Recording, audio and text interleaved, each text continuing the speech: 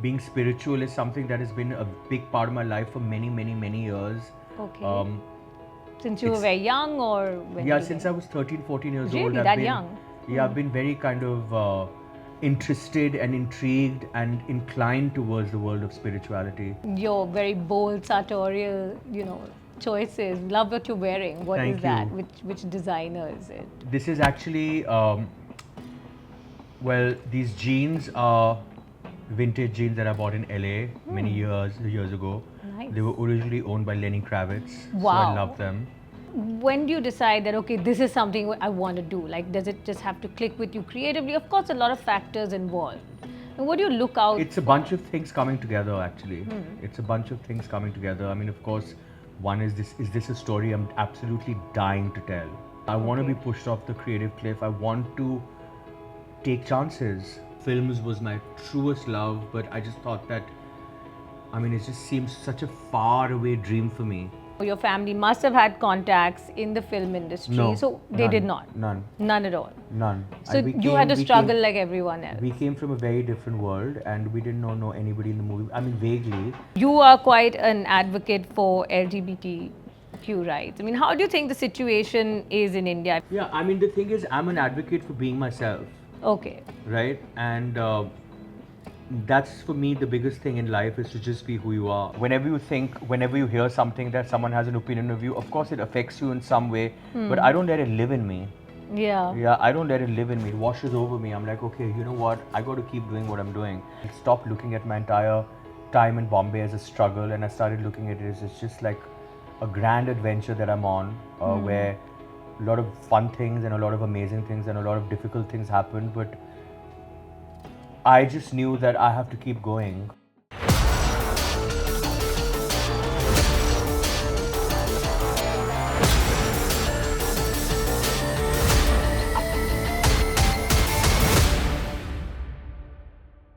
On Buzz by the Bay, we love people who take the road less traveled, go off the beaten track, and follow a path that few dare to take, like our guest on this episode, who comes from one of corporate India's very well-established families but opted to go into filmmaking. He is dynamic and versatile, with a daring eye for fashion and a deep spiritual side as well.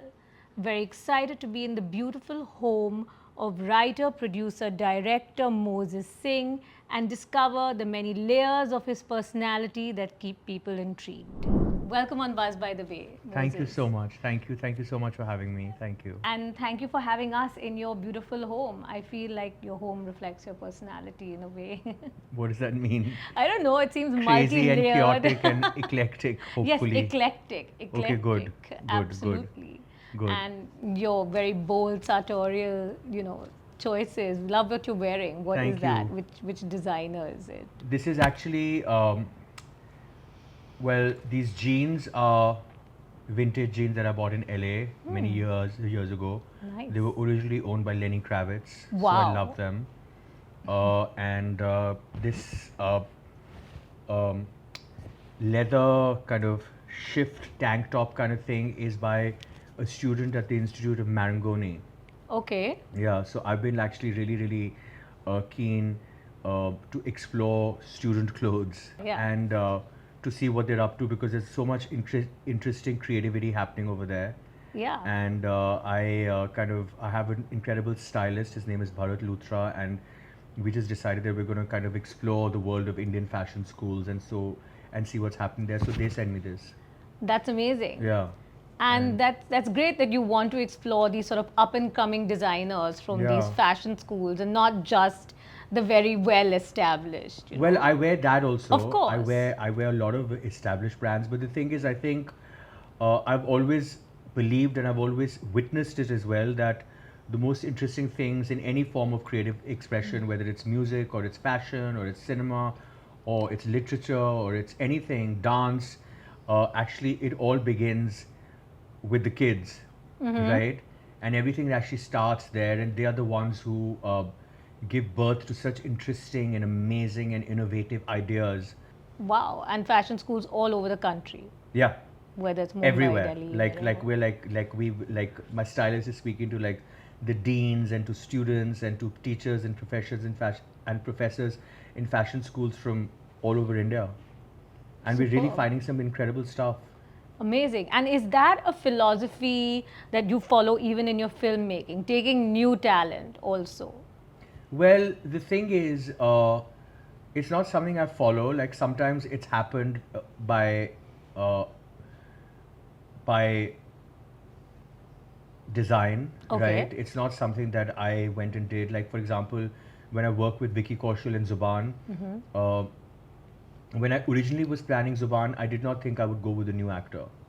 Like I thought I would go with an established face, but eventually it became really difficult for me to cast an established face because I was an independent filmmaker and there was lots of kind of challenges with that. So I decided that I will not chase this anymore and I'm just going to go with a new guy.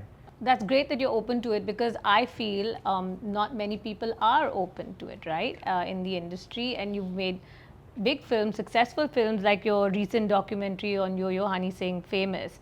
You know, it was a big release on Netflix and it's done very well.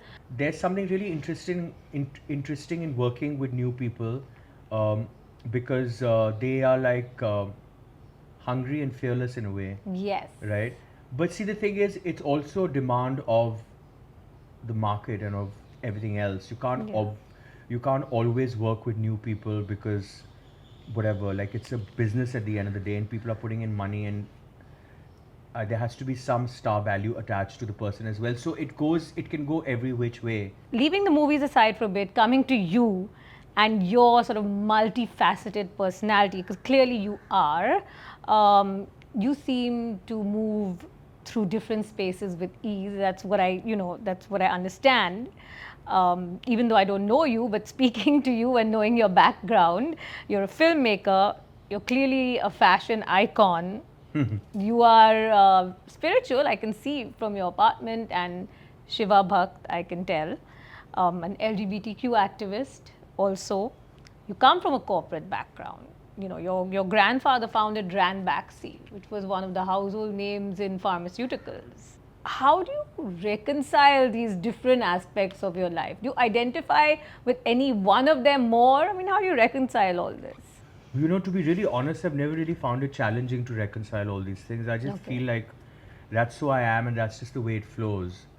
And I'm very comfortable flowing from one thing to the next and having multiple roles to play in my life. And I don't even think of them as roles, I just think of themselves as different aspects to me, right? So I don't really, I've never really found it difficult that I came from a corporate background and that I wanted to do films, maybe because my parents have been incredibly supportive and they've let me do whatever I want and follow my dreams. So I never had to fight that. It was never really challenging in any way or form. I never really felt the struggle to kind of make myself be heard.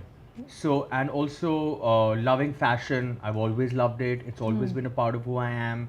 I don't hide it, I don't deny it. Being spiritual is something that has been a big part of my life for many, many, many years. Okay. Since you were it's- very young, or when? Yeah, did since you- I was 13, 14 years Really? old, That young? Yeah, I've been very kind of interested and intrigued and inclined towards the world of spirituality. Okay. Um, You come from a Sikh family, Yeah. Sardar. yeah. So inclined towards the world of spirituality. At that point, was it specifically into the Sikh religion, No, or it just? wasn't at all actually. No. I mean, I grew up obviously in a Sikh household, and there was always there's a gurdwara in my house, Oh. and my father does the part every day. Lovely.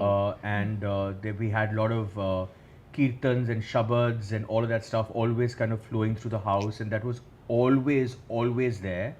So because it was always there, it was not a discovery for me because it was always there. I was born into it. My own spiritual journey, I think, definitely grew out of that. Yeah. It may have started from there, but I've gone on various journeys, inner and outer, Okay. and various discoveries and various introductions to new things.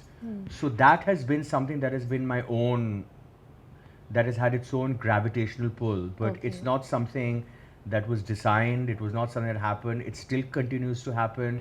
I'm very, very close to that part of who I am. You are. and I I love it.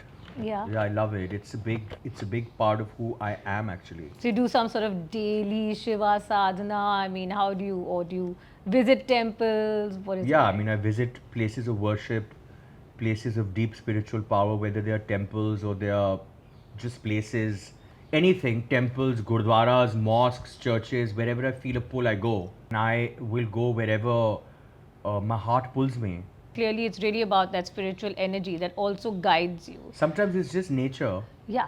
Sometimes it's just nature, all the power is in there. You know what I mean? Yeah. I've gone trekking up Mount Kilimanjaro because I Wow. wanted to experience spirituality through that lens. So, I wanted to come to this, your Honey Singh documentary, which Yeah. released in December 2024. Yeah. Right? It really felt quite raw and real because Honey Singh's journey, itself has been pretty up and down. From that immense fame, he went through a phase where, he had a lot of mental health struggles, then to come out of it again. And it was very touching, that whole documentary. And are you happy with the response that you got? Yeah, I'm thrilled. I mean, I'm thrilled. The film has been so incredibly well received. It's been so loved. We got so much appreciation from it from everywhere. So you're very happy with the response. I mean, a lot of people must be approaching you after that for similar projects. Well, I'm in a very good space right now because I'm in conversation for multiple projects, and that's really amazing place to be in because you have a variety of things to look at and to choose from. I haven't really signed my next project yet because I'm just figuring stuff out, and I'm not in a rush to do anything. You're not in a rush. No, I'm not one of those people who wants to like sign something for the sake of. Like I really first and foremost, I have to really feel the project creatively. When do you decide that, okay, this is something I want to do? Like, does it just have to click with you creatively? Of course, a lot of factors involved. And what do you look out It's a bunch of things coming together actually.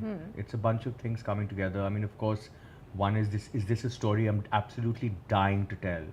Okay. That's the first thing. Like I have to be like dying to tell it, and I have to be extremely challenged by it.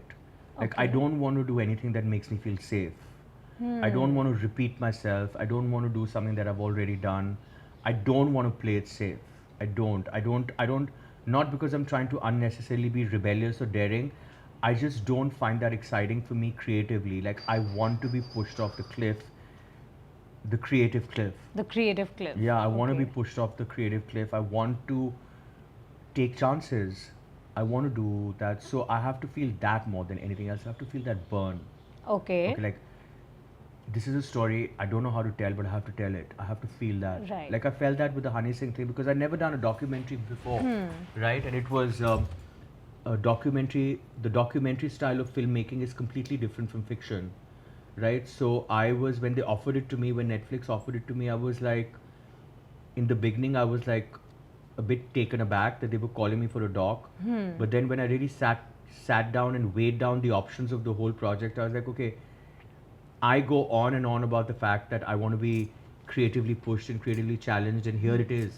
Not just challenging, but it was going to be educational for me. Like I was going to learn Yeah. things about a different kind of filmmaking, and most importantly, I was going to learn something about myself. Yeah. And did you learn about yourself through this? Yeah, I learned something really, really powerful while making this film. Right. Because when you do fiction, and I'm a writer, director, so when you do fiction, um, the script, which I usually write myself and with like a bunch of writers, is something that is like the blueprint of what you're going to make, and it kind of defines what you're going to shoot, right? But in a documentary, for example, there's no script, right? Yeah. You have a very good sense of the story you want to tell, but it's all very it can keep changing. We keep going this way and that way, and you don't know what happens, and everything is subject to change in a documentary actually. So I had to learn. What I learned about myself was to let go of a sense of control Okay. and to believe in the power of spontaneity Right. and to Right. create the most perfect thing that I can by being spontaneous and impulsive and being on the go, Right. which was very liberating for me. And then Yeah. you're dealing with a person like this who is fame, who's seen a lot of fame, who's been through ups and downs. Well, more you than know? anything else, you're dealing with a person who's not an actor, Right. right? So you're dealing with a real person. Yeah. Right, and a real person comes with real issues, right? When you sign an actor for the job, they are doing a job, Yeah. right? So it's a very different thing. It's a different way of thinking, and it's a different way of functioning. And here I was trying to make a very personal and intimate film. So even the stuff that I was asking Honey, and then the stuff that I was discovering about him, and the roads that we were going down together on they were personal, right? And uh, it can get tricky when you're Yeah. asking someone these questions, and it can almost feel intrusive. He spoke about the bipolarity and you know, in the end of a documentary, I see there are resources for mental health also. Yeah. You know, is that like mental health advocacy? Is that something you're quite passionate about? Well, I think everyone should be passionate about it, right? Because it's not. I mean, mental health is now a universal thing, right? And it's. I think we should all help whoever we can in whichever way we can. So, it's not like it's not like a new thing for me. Like you've Okay. got to be there for whoever needs it. And of course, because our film was talking about it so much, we only felt that it was right to have that kind of advocacy in the film. Yeah, absolutely.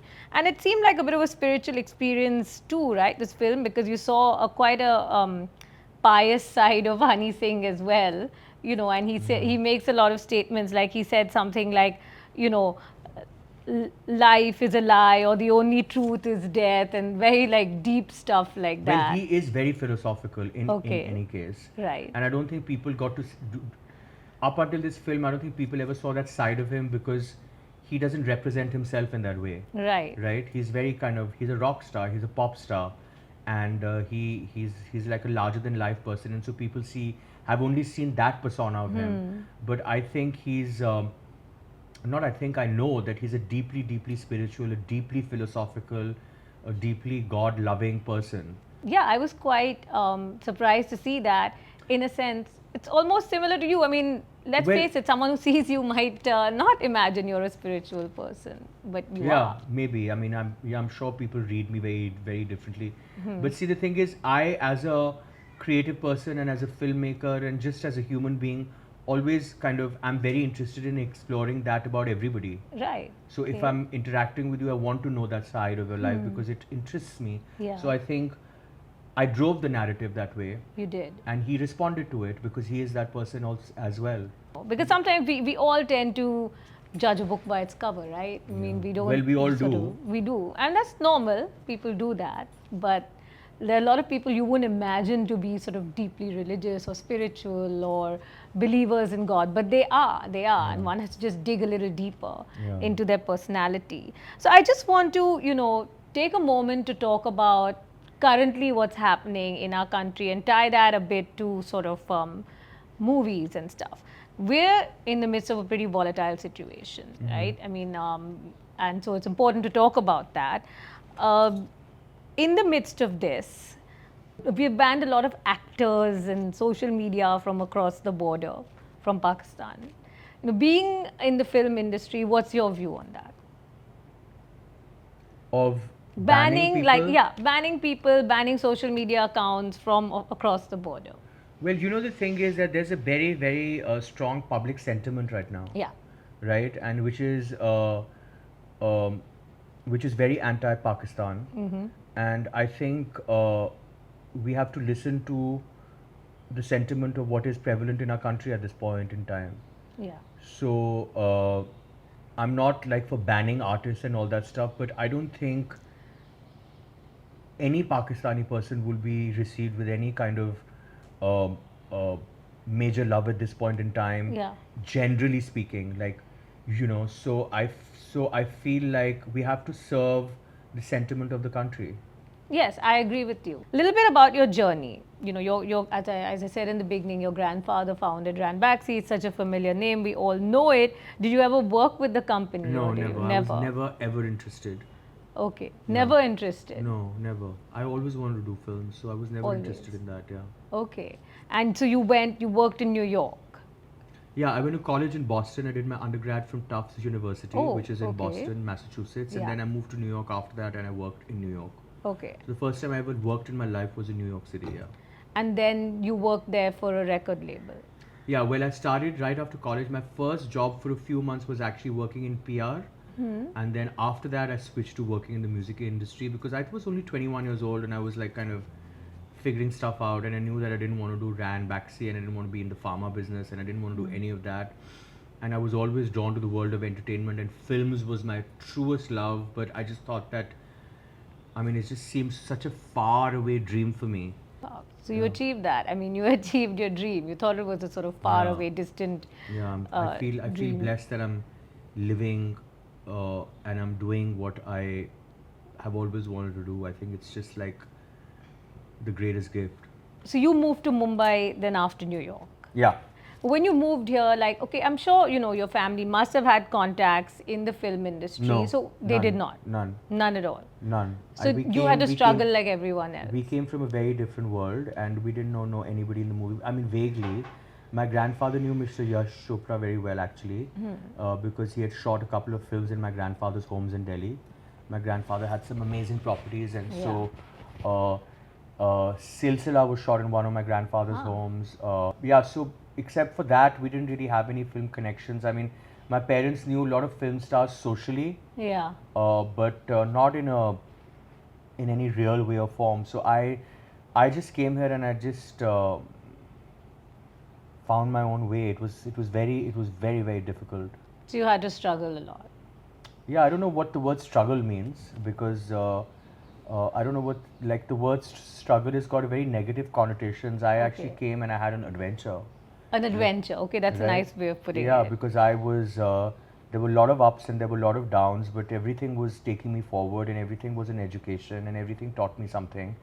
And a long time ago on my journey in Bombay, I stopped looking at my entire time in Bombay as a struggle, and I started looking at it as it's just like a grand adventure that I'm on, where a lot of fun things and a lot of amazing things and a lot of difficult things happened, but I just knew that I have to keep going, so I just kept on going.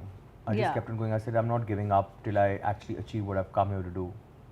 So the adventure continues.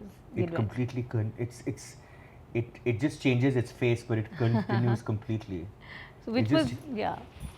No, so which was your first break? I mean, I got work actually quite soon after I got here, because I produced a television show for Z, and that got picked up. I wrote and produced a television show for Z, and that got picked up like the moment I offered it to them, which was really crazy, and which was like 5, 6, 7 months of me being here. oh, which one was that? It was a show called Love Marriage. Love Okay. Marriage. Oh my God, it was like 5,000 years ago. And it was the first thing that happened, and that just, yeah. What about this whole debate on nepotism? Everyone goes on about it. Did that ever cause you to lose out on projects or come in the way of your career? I'm sure it has. I'm sure it has, but I'm not anti-nepotism at all, by the way. Okay. Because the thing is, I mean, if you belong to a film family and you want to become a film actor, or you want to become a director, you want to become whatever it is associated with film, and there is someone already in your family who's in a position to help you, why shouldn't they? Yeah. I don't see anything wrong with it. The only aspect of nepotism that I don't particularly like is when someone who's more worthy for the job is cancelled out for someone who's more connected. Right. Right? So that is something that I don't agree with, because I feel like ultimately the best person should get the job. But then life is not fair, and nepotism exists in every sphere of life. It's not just a film industry thing. It's just got a bad rap because of movies being such a public profession that everybody likes to have an opinion on them. But actually nepotism exists in every industry, in every sphere of life. Everybody wants to help their loved ones first before they help a stranger. True, nepotism does exist everywhere. Sure, I mean, if you opted to work for in pharmaceuticals, you know, That's nepotism. But the difference is that if it's film, like you said, there's other talent that's being cut out. But that can happen in banking as well.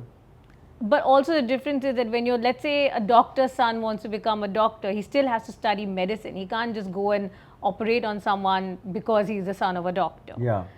But I think that's what kind of happens. That's what people are against in the industries. A lot of people who are not qualified or not talented enough, forget even qualified, not talented enough, come in and take opportunities from Yeah, others. but then those things also don't work out in their favor, because there are a lot of kids who are from nepotism families who have not made it. Yeah. So it's not. It's just. I think all of this exists in every sphere of life, and I don't think it's particularly intrinsic to the film world or whatever. It's there, and I'm not anti it at all. I would help if my niece or nephew wanted to work tomorrow in movies. I would do everything that I can to help them. Your films so far, like you did a documentary, a docu-film, and before that you've done TV shows and all, is like a mainstream Bollywood blockbuster type something you want to do? I'm not like looking at my career like, okay, I need to make the next Jawan, or I need to make the next Pathan, or I need to make the next that. No, I need to make the next best film for me, The next and best may it film. have Shah Rukh Khan in it. Okay. You know what I'm saying? Yeah, so, yeah. So I'm looking at it like that. Of course, I mean, who doesn't want to give like a multiple 100 crore hit film? Yes. Everybody wants to do it, right? But I have to do it my way. Yeah. I can't become somebody else, because then I'm going to lose my way. Right? I have to do it my way. I have to do it according to what works for me intellectually, emotionally, cerebrally, commercially. I have to look at that. I have to look at it from my point of view. Yeah. I can't emulate someone else's graph or someone else's film and try and make that mine. Yeah, absolutely. Totally. You have to be authentic to yourself. Yeah, and hopefully that will do wonders for me But and for the yeah, film. Yeah, a lot of people are talking now about how the industry is not in a very good place. And not just Bollywood. People are saying that even in Hollywood, you speak to people in Tinseltown, it's like things are in a slump. Things are not great. I mean, what's your outlook on this industry now? And why is it going through I this think phase? the industry is going through a big transition. It's going through a major shift. Yeah. And I think it's going to find its feet eventually, because nobody in this whole wide world will going to stop going to the movies, right? The No. whole cinema experience is amazing, and it will always be amazing. To sit and watch movies in theaters is an amazing experience, right? We've been doing it since we were kids, and we're going to continue to do it, and so are the generations after us. But I just feel it's going to change, it's going to transition, and I think it's going to eventually land on its feet. I'm very confident of that. Okay, you think it will? Yeah, of Because course. there are people who are kind of worried about the situation, about what the industry is going through. Yeah, but I mean, no one has a solution. Yeah. Yeah. No one has a solution. Everyone is worried for sure, and everyone is dealing with how it's changing. But and no one has been able to come up with a solution. But I don't think anyone is given up on it. Just a last couple of questions again on your, your own journey, your own life. You are quite an advocate for LGBTQ rights. I mean, how do you think the situation is in India? I mean, gay marriages never got legalized here, and you're someone who's gotten a lot of support from your family that obviously shaped you. Yeah, I mean, the thing is, I'm an advocate for being myself, Okay. right? And that's for me the biggest thing in life, is to just be who you are. So I feel like nobody should be denied the right to express themselves, to be who they are, and especially in the LGBTQ space, because there's always been so much repression and suppression in that zone, that I feel like everybody should be allowed to express themselves and to be allowed to be who they are. And that's my main thing. I mean, I'm all about empowering everybody. I'm just not about empowering myself. I'm about empowering the room, Yeah. right? So I come from that place, and of course, there's a long way to go as far as gay marriages and all of that is concerned. But I feel we've also come a long way. I'm not going to like sit and pretend like everything is dismal, because it's not. No, we've definitely made steps. Of course, there is a way to go, like marriages and stuff. But there's I mean, always a way to go in every situation in life. Yeah. But we've opened up quite a lot as a society. for sure. Absolutely. And Absolutely. Your parents being accepting, has been great. I mean, that is also, I'm sure, shaped you in a very positive It's been way. amazing. It's Yeah. been one of the most empowering things that could have ever happened to me. Yeah. I mean, it's just like, it could have been. I mean, I keep thinking of like, if it hadn't gone that way, how difficult it may have been for me as a person. Yeah. But it was not at all. It was so easy. It was so smooth. It was so empowering. And it was just absolutely brilliant and stunning. And I'm very lucky to have the parents that I do, and who've been so loving and accepting of everything that I am and everything that I want to do and everything that I still want to do. They're your biggest cheerleaders in that Yeah. way. It's amazing, and I wish everybody parents like that. that gives so much confidence, right, to people. Yeah. I mean, yeah. Yeah, it does. Also, the other side is when people come from a family that's in the public eye, it sometimes tends to be more Of a this- struggle. more of a struggle Yeah. or more challenging, because you're in the public eye. People know your name, people know your family, so people have more apprehensions about it. But that's really encouraging to hear that your parents are, liberal and accepting and totally your biggest cheerleaders. I mean, that's a great example to set for a lot of people, in the country. Absolutely. Yeah, definitely. What about you? I mean, like I said at the beginning of the interview, now we've come to the end, and let's have a last couple of things. When people see you, you got a great sense of fashion, very bold choices. You're this filmmaker. You're obviously known in society and all that. Then you also have this like spiritual side. One can see that being in your home, and I believe you're a believer in Guruji from Delhi as well. Like we spoke about people judging books by the cover, people may not see that in you. Do people judge you differently? I mean, do they see you as someone time. entitled? All the time. Really? But I mean, like, whatever. You don't care. No, because I mean, if I start wasting my time uh, thinking about what people are thinking of me, of course, whenever you hear something that someone has an opinion of you, of course it affects you in some way, but I don't let it live in me. Yeah. Yeah, I don't let it live in me. It washes over me. I'm like, okay, you know what? I got to keep doing what I'm doing. I'm very, very clear about what I'm here for, what I want to do, what I want to do with my life. And I'm very focused and disciplined about it. Yeah. And I'm going to do exactly what I want. And my whole thing in life is like, do whatever you want, just don't hurt anybody along the way. So I'm very careful about that. But I will do exactly what I'm set out to do. And I don't care what anybody thinks. I really don't care. So that's kind of your philosophy. You'll do what you're set out to do, but you don't want to hurt anybody, Yeah. along the way. No, Don't I want don't- to trample too many people along the way. I mean, Not too many. I don't wanna wanna trample Sorry, anybody. don't want to trample anybody along the way. Yeah, like I'm not into that. Yeah. I feel that you can make your place be, you can make your space for yourself, you can make your voice be heard, you can make your place your own without really like demolishing anybody else. Yeah, it's not a zero-sum game, right? I mean, There's place for everyone. no, that's great, because to reach that level of confidence is not easy. People are always comparing, right? I mean, Yeah, that's I mean, where- see, the thing is, it's not like I'm devoid of comparisons. Yeah. You always one tends to compare, but the thing is, how do you work yourself out of that? That's the thing. You have a choice to either stay there and get stuck in that rut Right. of like constantly comparing yourself to people, or you have the choice of when you feel the threat of comparison to deal with it and be like, okay, you know what, get this out of my head. No, that's great. And this, belief in Guruji, I mean, have you always been a devout follower of it? And how does that shape you? And So it's a very personal thing for me. I'm not really going to really talk about it Okay. much. But Guruji came into my life through my very, very dear friend Guneet Monga. okay. She was the one who introduced me to him. Ah. And I'm a devout follower, and I really, really believe in him. And he's amazing. And Yeah. I'm so thankful to Guneet for bringing him into my life. But it's a personal thing, and I don't really want to Alright. get so much into it. yeah. Okay. No, because I've met a lot of people somehow lately. I've met a lot of people who really believe in him and go to his Bade Mandir in Delhi and are devout followers of his, and they all have a very positive aura about them. So, I wanted to ask you about that.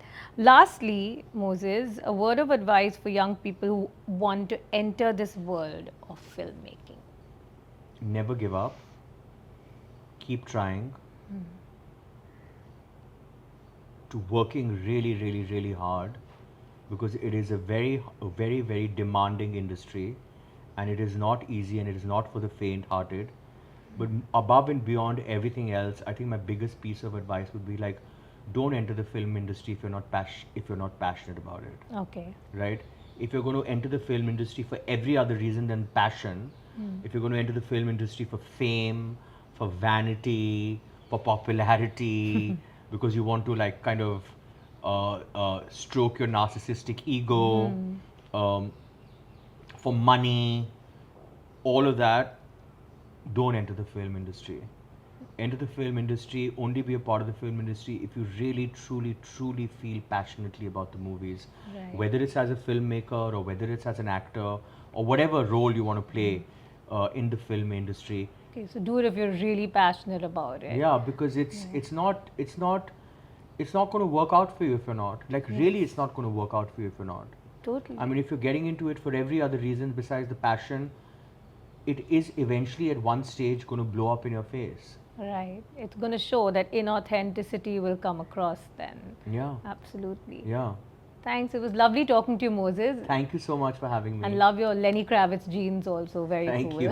Thank you so much for being Thank on you so Buzz, by much. the way. Thank you so much. Thank you. Okay.